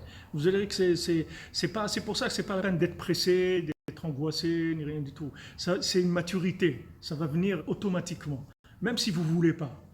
Même si vous ne voulez pas, vous allez voir que ça va venir quand même. Et je vous dis que nous, on est monté en Eretz Israël, ça fait 26 ans de ça. C'était à l'époque une fois je suis monté à la Torah et quand j'ai lu dans la Torah, j'ai vu le texte il s'est ouvert et j'ai vu, quand je suis rentré à la maison, j'ai dit à la femme, je dis regarde, là tu attends un bébé, que c'est une fille d'abord, parce que je l'ai vu, et j'ai dit on va partir en Eretz Israël aussi que quand elle va, on va partir. Et c'était pas du tout un projet, du tout, on n'avait pas du tout ce projet-là. Et ça a été comme ça, elle est née la petite, 6 Nissan, Rosh Chodesh Elul, on était en Eretz Israël. Ça y est, quand vous avez fini le travail, vous rentrez. Mais ça veut dire finir le travail. Ça veut dire être conscient de l'endroit où vous allez rentrer. Parce que si vous n'êtes pas conscient, ça ne sert à rien. Comme je dis toujours aux gens, il vaut mieux habiter à Paris, en ayant d'aller à Israël, que d'habiter à Jérusalem, envie d'aller habiter à New York. Tu veux habiter à New York, va habiter à New York. Qu'est-ce que tu fais ici? Qu'est-ce que tu fais à Jérusalem? Va habiter. Wow, l'Amérique, là. Ok, va habiter. Tout. Et après, tu verras. Tu vas revenir, tu auras fini de les éléments de conscience de ce que c'est Eretz Israël, ce que c'est la vérité. Alors tu tu vas revenir. Mais ce n'est pas évident parce qu'on peut se perdre aussi. On peut se perdre. Des moments où on cherche, on a la banalité de toujours et tout, c'est le besoin d'aide, d'amis, ça dit qui, chose qui nous aide pour un petit peu nous reconnecter. Alors, avec nous, c'est exactement la chose. Nous, pour qu'on exile même, c'est pas ça, apprécie pas. Si on apprécie nous-mêmes, en étant unique, simple, on est des créatures de Dieu, d'accord? Une créature humaine, c'est quelque chose de très très important, de puissant, quelque chose de très grand. Mais si maintenant on n'a pas ça, on ne peut pas se connecter à notre vie, à tout ce qu'on doit faire dans notre vie, parce qu'on ne s'apprécie pas. Donc, tout le monde vous apprécie. Que vous allez venir un travail, on va proposer n'importe quel. Vous allez le faire, parce que vous connaissez vous connaissez un peu votre vie. Non, on ne le fait pas. Comment? Mais tu n'as pas comment tu vas faire. Non, je ne sais pas comment, ce n'est pas mon problème. Hachem, il va me donner. Mais moi, ce travail, je ne veux pas. Ce n'est pas pour moi, c'est tout. Je ne veux pas. Je ne veux pas faire ce travail, c'est tout. Mais tu crois qu'on fait dans la vie, on fait ce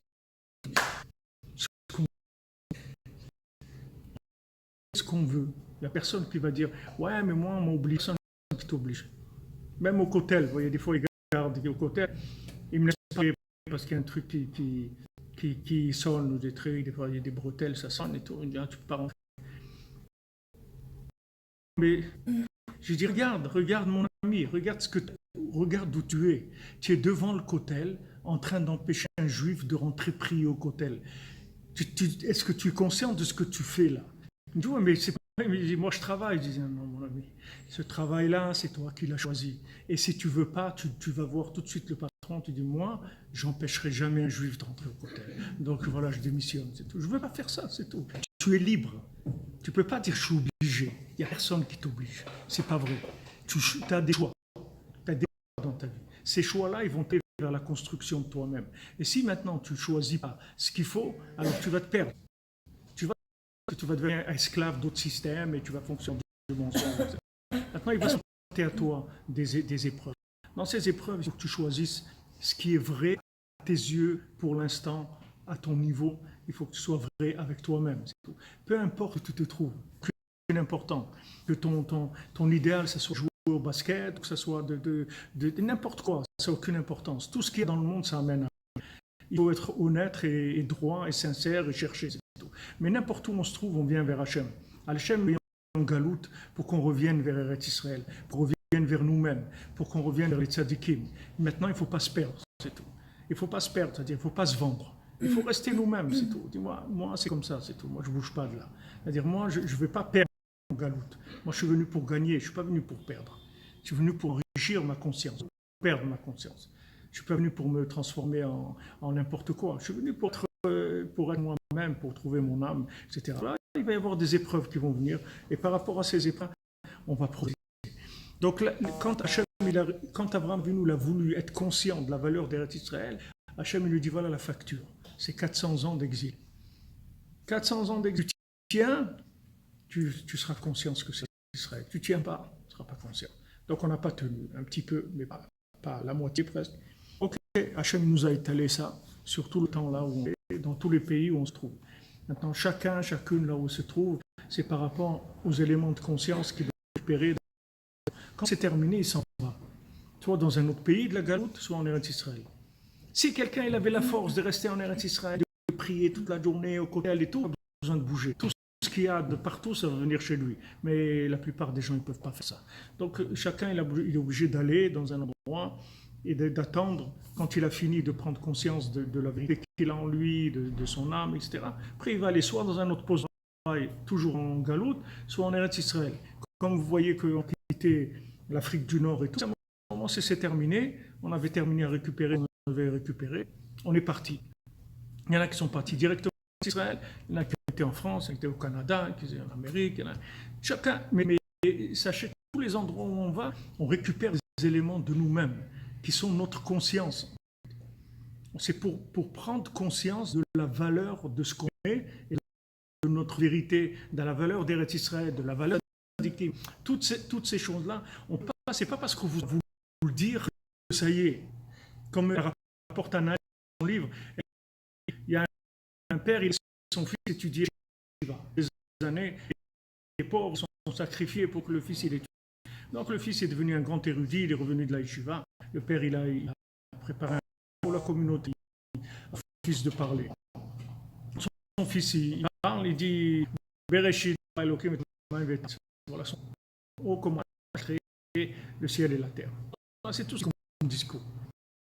Alors le père était tout comment il réunit tous les gens pour présenter son fils qui est un grand érudit et tout, c'est ça. Il dit mon fils, c'est ça que tu dis. Même ta sœur, quand elle se demande qu'est-ce qu'il y a écrit au début de la Torah, alors elle le dit. Alors il regarde son père, il dit regarde papa. Elle le dit, mais moi je le sais. C'est la même chose. Elle dit, je sais ce qu'elle dit. C'est pas la même chose. Dire au commencement, Hachem il a créé le ciel et la terre. Ok. Alors, ben voilà, je t'ai dit, qu'est-ce que ça veut dire ça? Alors dis-moi maintenant, quelle est la différence de ça dans ton comportement? Qu'est-ce que ça veut dire ça? Qu'est-ce que ça veut dire? C'est-à-dire en quoi maintenant tu vas te comporter par rapport à ça? C'est-à-dire qu'est-ce que ça veut dire? Ce pasouk-là, qu'est-ce qu'il veut dire? Pour toi, c'est pas une information, c'est quelque chose qui doit t'engager, que tu dois, quand tu entends ça, tu dois être conscient de quelque chose. Si Hachem il a créé le ciel et la terre, ça veut dire qu'il y a un but. Pourquoi il a créé le ciel et la terre? Pourquoi c'est de l'eau avant? Tout ça, c'est par rapport pour me rendre conscient de où je me trouve ici dans ce monde. Mais si maintenant je lis des choses, je lis, comme on dit, je bouquine, on bouquine, c'est la Torah, mais c'est du bouquinisme. Il n'étudie pas la Torah. La Torah, quand on étudie la Torah, c'est pour devenir quelque chose d'autre. Pour apprendre des choses, c'est pour changer, c'est pas pour apprendre des choses. On ne veut pas apprendre, on n'a pas besoin d'apprendre, on a besoin de changer, c'est ça qu'on a besoin. Pour changer, il faut prendre conscience des choses. Quand on prend conscience, on change. Quand on ne prend pas conscience, on ne change pas. On ajoute de la connaissance et de la connaissance et de la connaissance. On ne change pas. Chaque fois qu'il nous met dans un état de galop, dans un état de... on se trouve down par rapport à notre morale habituelle, c'est parce qu'on doit prendre conscience de certaines choses pour remonter. Parce que si maintenant on remonte et on n'a pas pris conscience, on va perdre les choses. On va perdre. Il y a des gens qui veulent se marier, vite se marier. Mais attends avant de te marier. Attends. Avec ma femme et tout, parce qu'à arrive, beaucoup de gens ils se marient à 17 ans. Okay? Et nous, on était contre. Surtout ma femme, moi, je peux pas tellement. Mais elle dit non, avant 19 ans, 20 ans, on ne peut pas marier un enfant, c'est pas possible. Ils savent rien, c'est pas des petits-enfants, ils sont pas. Même comme ça, déjà, je voyais des fois, c'était rigolo, comment il venait avec sa femme, ils étaient par terre à la maison, jouaient avec des trucs, là, les carrés, là, les petits carrés. Avec ça, ils jouent avec ces trucs. Regarde, ils ont 20 ans tous les deux. C'est 20 ans des religieux qui ne sont jamais sortis, ils n'ont rien vu de ce monde. C'est des petits-enfants, c'est tout. Maintenant, tu vas les marier à 17 ans. Et si un mec se lève et dit, bon, elle m'énerve, elle m'embête et tout, et les trucs, allez, je m'en vais, c'est tout. C'est rien, le pauvre, il n'est pas conscient. Donc, c'est bien de vouloir des choses. Mais si on n'est pas conscient, on ne les apprécie pas, on ne les garde pas. On ne les garde pas, les choses. Il ne reste pas les choses. Pourquoi elle ne reste pas? Parce qu'elle n'est pas consciente de ce que ça vaut. Ma grand-mère, elle est à Shalom, qui a connu ma femme, elle a connu mon fils aussi, et quelques de 3 mois. Toujours, elle me disait, ta femme, c'est le diamant de ta vie, c'est ce qu'il y a de plus précieux au monde. Ce qu'il y a de... Vous voyez qu'ils avaient des paroles, une conscience de la valeur des choses, une conscience de la valeur des choses. La valeur, comment il... Je ne sais pas, n'importe quoi, je voyais ma femme avec le recul. Pas, par exemple, elle vous fait un café. Mais comment on le verre et comment on verse l'eau, c'est pas comme moi. Je vois que c'est pas comme moi. C'est-à-dire, quand on prend un verre, c'est pas, il a une valeur dans sa main. Il vaut quelque chose. Nous, regardez où on boit, regardez où on mange, regardez les nappes qu'on a. On vit que à des trucs jetables. À la fin, nous-mêmes, on croit qu'on est jetable. Vous comprenez? Nous-mêmes, après, même les individus deviennent jetables après. Il dit, bon, allez, je change et tout, m'énerve celui-là. Mais il n'y a rien alors, c'est-à-dire, il n'y a plus de valeur, il n'y a plus rien. C'est-à-dire, on se marie avec celui-là, ou celui-là, ou un autre, ou on se marie pas, ou on se marie avec une autre femme, ou avec n'importe. C'est-à-dire, il n'y a plus rien. Il n'y a plus rien qui veut rien dire, quoi. C'est-à-dire, il n'y a plus rien. Il n'y a plus peur de rien. Ma grand-mère, à la Chalon, j'allais à Dimona, elle habitait. Ma grand-mère me fait un café. Quand vous buvez ce café, c'est comme si vous prenez une dose de la cocaïne. C'est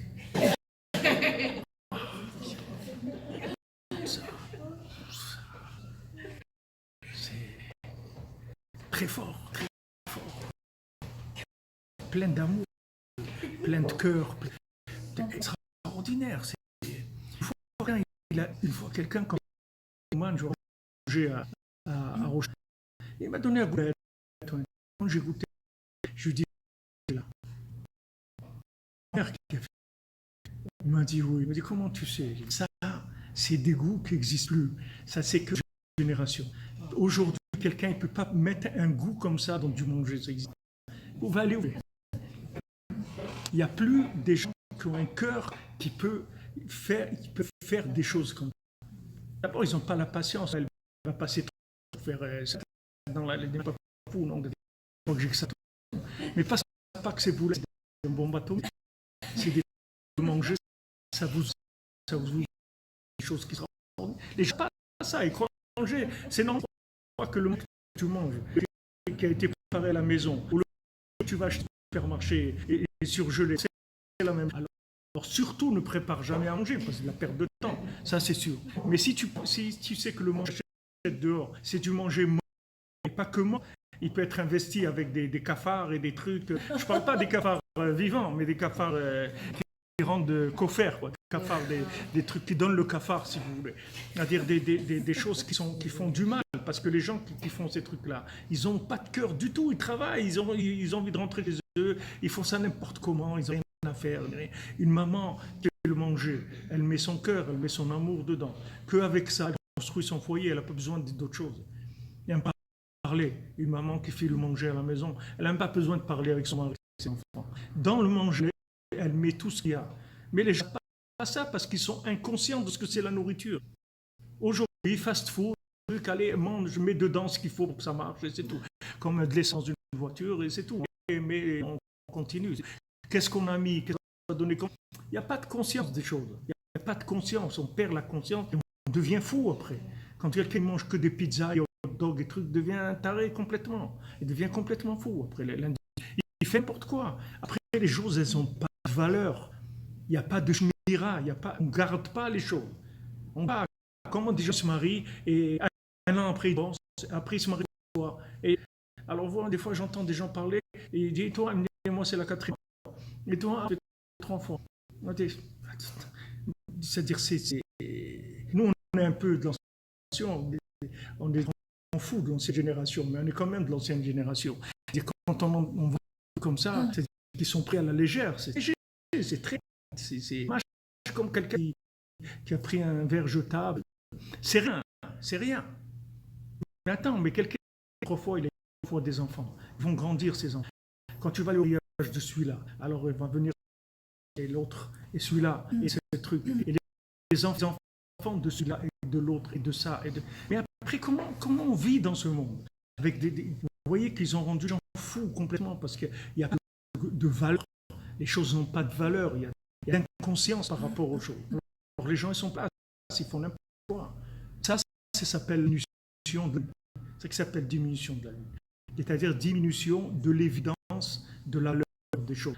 Alors, les gens, ils ont des choses qui n'ont pas de valeur. C'est normal qu'ils laissent partir ou les laissent se détruire parce que ça n'a pas de valeur. Quelqu'un, je peux vous dire, ma épouse, elle n'a jamais été un mariage, jamais été un bar mitzvah, jamais un enfant à nous, il a été gardé par quelqu'un d'autre que ma femme. Jamais. Jamais confier son enfant à quelqu'un. Jamais. Nos enfants, jusqu'à.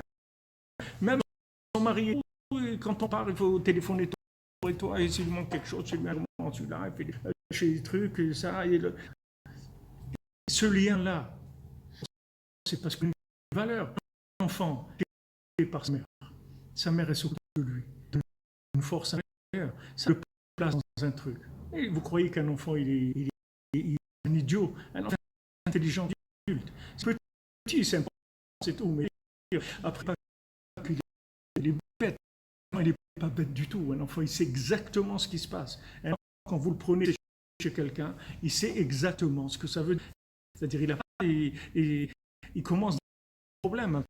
Il comprend qu'en fait, il ne vaut rien du tout. Si on est capable, lui, il croyait qu'il a attendu pendant 9 mois et truc, voilà, fait quand il est venu, etc. Il croyait que vraiment, il avait de la valeur. Maintenant, il voit, on le pose chez quelqu'un, on va nous déranger, on va chercher, on reviendra chez. Et quand on voit en Israël, quand des cas existaient dans le monde, des gens qui laissent l'enfant dans la voiture, il oublie toute la journée le bébé dans la voiture. Une maman, elle va travailler, elle oublie son bébé dans la voiture, qu'elle a oublié de l'emmener à la... Elle l'a laissé dans la voiture, le bébé il est mort, d'accord? Il a passé 8 heures dans la voiture. Comment quelqu'un il peut arriver à ça? Mais il est complètement fou. C'est-à-dire, mais si vous parlez avec la personne, elle n'est pas folle. Vous avez un travail à la mairie ou n'importe quoi, c'est quelqu'un de normal. Mais les choses n'ont plus de valeur. Comment tu peux... Je suis sûr que vous avez une liasse $, tu es dans la voiture. Et un tu l'oublies, tu vas travailler. Et après, il dit, parce qu'il m'est arrivé, j'étais sûr que je l'avais déposé. Comme tous les matins, je le dépose, j'étais sûr que je l'avais déposé. Et je ne l'ai pas déposé. Bien. Comment on peut faire quelque chose comme ça? Vous croyez une grand-mère à nous, ça lui arriver ça quelque chose? Mais l'enfant, à peine dans son lit de chambre à côté, il bouge un peu, elle est déjà debout, elle est déjà là-bas pour voir qu'est-ce qu'il a. Elle va l'oublier dans la voiture une journée entière. Une journée entière, elle va oublier un bébé dans une voiture. C'est pour, je vous dis ça, c'est pas pour personne, mais pour un monde de fous. On est dans un monde de fous où les choses, elles n'ont malheureusement plus de valeur. Donc c'est pour ça qu'on les vit comme ça. Qu'il faut retourner vers des choses simples. Il faut retourner vers des choses. Il faut simplifier les choses, faire un petit peu, mais bien et vivant, avec de la joie. Mais un petit peu, pas peine de faire beaucoup. Un petit peu, mais un petit peu, et que ce petit peu-là, il soit vivant, il soit vrai, c'est tout. Hachem me demande, il ne veut pas aller.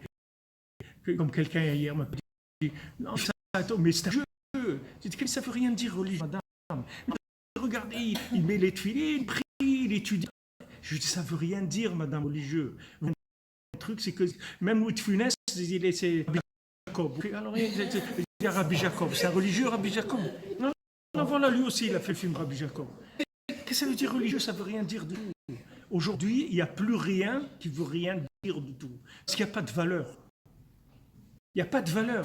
Un religieux, il est rentré chez moi, quand on imprimerie, vous avez l'imprimerie, j'ai travaillé 5 ans, je n'ai pas... Il est rentré chez moi, un monsieur avec une bouteille. Et le lendemain, elle m'appelle, regarde, la fille m'avait volé le chéquier, il avait des choses, mais il n'a pas eu de chance. Il est allé dans où ils ont photographé quand il a fait le chèque, la caméra. Après, c'est venu à la... Après, je l'ai vu au cotel, il payait, il est venu me demander, bon, qu'est-ce que vous voulez faire? Regardez dans vous, quelqu'un comme ça, vous croyez que c'est pas lui, vous n'allez pas vous imaginer qu'il va voler votre chéquier, ok? Il y a d'autres gens qui peuvent voler, mais quelqu'un comme ça, vous pouvez même pas vous imaginer, ça vous fait mal. C'est-à-dire, vous préférez qu'il vole et vous voulez même pas savoir ça, parce que ça fait mal, ça fait mal, ça détruit les valeurs dans la tête, c'est horrible. C'est horrible de voir des trucs tout en carton, tout faux, c'est horrible, c'est un monde horrible après, il y a pas on n'a même plus envie de vivre après. Moi, je comprends, je vois des religieux, des jeunes, des parents, des orthodoxes de Jérusalem qui font me voir, notre petite fille elle a 11 ans et tous les soirs elle sort, elle rentre à 4h du matin et nouvellement, je suis ici, mais là-bas, c'est de se couper avec des rasoirs comme ça, ils se coupent sur les bras, ils se font des entailles. Je dis, regardez, comment un enfant il arrive à ça à l'âge de 14 ans et tout? Parce que c'est du carton, c'est pas c'est du carton. Il n'y a rien dedans. Tout du carton, le manger est en carton, rien en carton, et le travail en carton, entre l'homme et la carton, tout en carton. Alors que le carton, une fois qu'il y a un il fait n'importe où, du feu, il brûle, il n'y a rien. Tout est en carton, tout est complètement du fantasme. Vous comprenez? Donc il ne faut pas s'étonner. Ce qu'on veut, c'est prendre conscience chose, même si un petit peu, mais vrai, un petit peu, mais que c'est vrai, vivre cette chose. Et donc pour vivre, si vous voulez vivre les choses, vous êtes obligé avec votre conjoint et de construire ensemble. À ce moment, on est conscient de ce qu'on a construit. Ça a une valeur. C'est une valeur. Les choses, elles ont une valeur. On fait les choses comme il faut. On fait à manger à la maison. Si on ne peut pas faire des choses qui sont très bien, on fait des choses simples. C'est important. On fait de la salade, des œufs bouillis ou des œufs frits ou des pommes de terre. Ce que vous voulez. Mais si que ça soit vrai, qu'on mange du vrai manger. On se remplit la tête du manger faux. Comment vous pouvez après apprécier la vie? Tout ce qui est autour de vous, c'est faux. Tout ce que vous avez, vous-même, vous ne savez même pas où vous êtes après. Qui vous êtes, où vous êtes. Vous ressentez des choses, vous ne savez pas si vous ressentez quelque chose comme une affiche, ou vous avez un film, ou quelque chose. Vous ne savez même pas qu'est-ce qui est. C'est horrible. On vit une période horrible. Rabbi Nachman, il a vu ça. Il a vu aller arriver là-dedans. Il a vu cette horreur de cette. Et il a dit la seule façon de sortir de ça, c'est de communiquer, d'échanger. Sinon, on ne va pas s'en sortir. Avec nos têtes, on ne pourra pas résoudre ces problèmes du tout. Il y a aussi un psychologue qui peut aider à résoudre le problème. Il peut vous aider extérieurement à gérer le problème.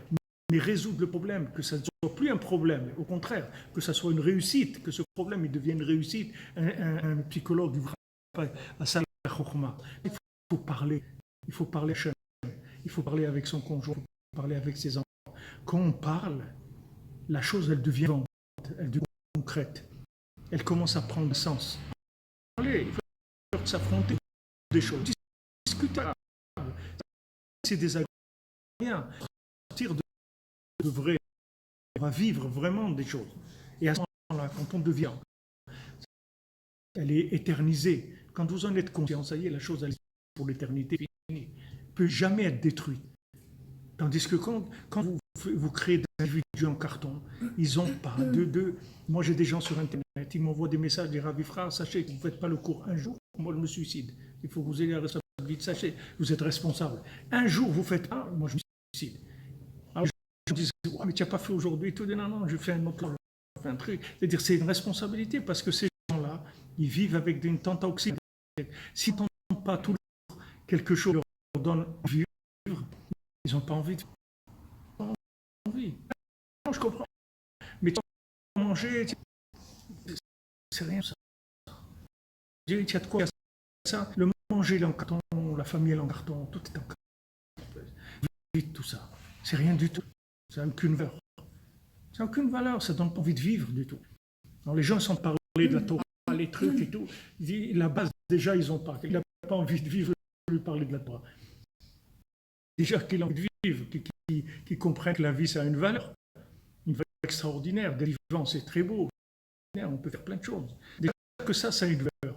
Mais quand c'est il n'y a rien. Alors Rabbi Nachman, il dit voilà, on rentre dans le monde de l'imaginaire. Ce monde va devenir imaginaire. Que des choses. Et dans cet imaginaire, la chose qui va venir, c'est des rapports de confiance grâce au dialogue. Ce dialogue-là, le fait qu'on dialogue tout le temps, on accepte de s'asseoir, de discuter, le temps de discuter, ça va construire une confiance, une existence mutuelle. Si vous voulez, vous rendre compte que vous existez, parce que les autres, ils vous disent que vous existez. Ce n'est pas parce que vous n'êtes pas conscient que vous existez. Mais quand l'autre va vous parler comme quelqu'un qui existe, vous allez prendre conscience que vous existez. Et ça vaut le goût de la vie. Vous avez envie de créer et de construire et de faire des choses. C'est pour ça que Rabbi Nachman dit que de faire que des compliments, que de dire des choses bien à l'autre, même si ce n'est pas vrai, ce n'est pas important. Ça n'a pas besoin d'être vrai. Ce n'est pas la vérité du jugement, c'est-à-dire de la parole. Ce qu'on l'effet musical, si vous voulez, de la parole. C'est ça qu'on cherche. Quand quelqu'un il entend un compliment, c'est bien, tu as pensé à moi, tu as acheté ça. Même si ce n'est pas vrai, pas grave. Le fait qu'on a dit ça, on a créé un lien. Ce lien-là, ça donne envie de vivre. C'est ça qui donne envie de vivre. Ce n'est pas autre chose. Des gens qui ont réussi, tout ce que vous voulez, ils n'ont pas envie de vivre. Regardez tous ces artistes, tout ça. Ils n'ont pas envie de vivre. Combien ils se détruisent détruisent par la drogue, tout, ils détruisent tout, parce qu'ils n'ont pas envie de vivre. Pourtant, ils représentent la cité de ce que beaucoup de gens ils auraient voir. Mais ils ne savent pas que si quelqu'un il arrive là-bas, il ne sait pas ce que ça veut dire. Il croit que c'est réussite parce qu'il est dehors, il n'est pas conscient de ce que ça veut dire. Mais s'il devient conscient, il va voir que ce n'est pas une réussite du tout, c'est une destruction totale. J'avais lu un article de la secrétaire des Beatles. Il y a une secrétaire des Beatles qui a commencé avec eux depuis la première fois où ils ont joué à Londres dans une petite salle. Et elle est restée tout le temps jusqu'à même qu'ils se partent. Elle est restée une dizaine d'années. Et en fin de compte, elle leur dit à la fin, elle dit, qu'est-ce que vous avez fait de votre vie? Regardez comment vous étiez mignons quand vous étiez jeunes, vous étiez des gens sincères, vous étiez des gens qui aimaient la vie, qui rigolaient. Regardez maintenant, celui-là, il est mort de ça. L'autre, il a fait ça. Qu'est-ce que vous avez eu avec tout ça?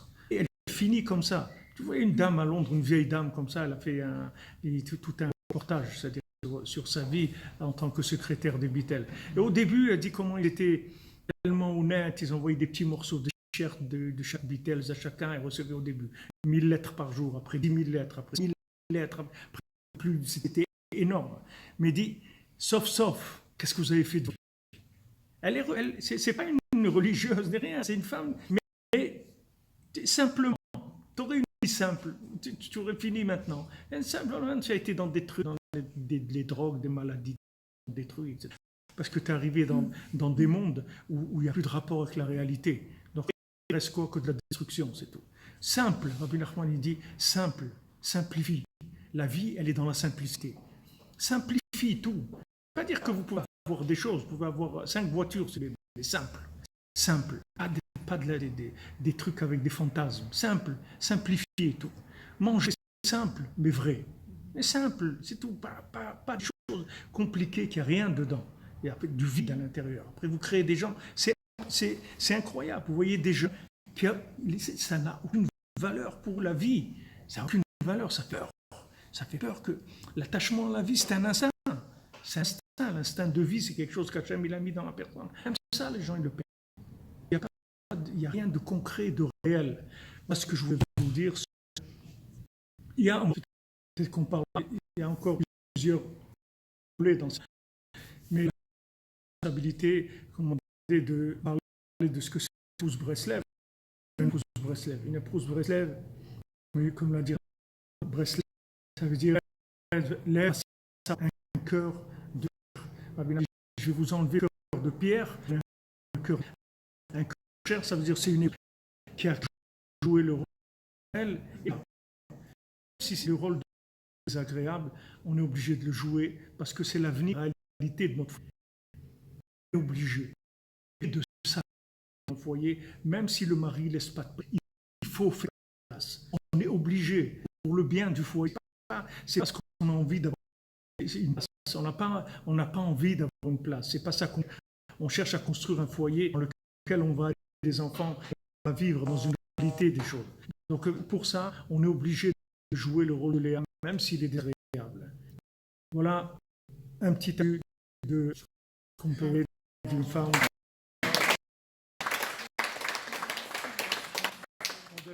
Merci pour votre patience, votre écoute. Et voilà, peut-être qu'on aura l'occasion de traiter. Il y a quelques volets sur cette chose-là. Peut-être que ça va les attacher.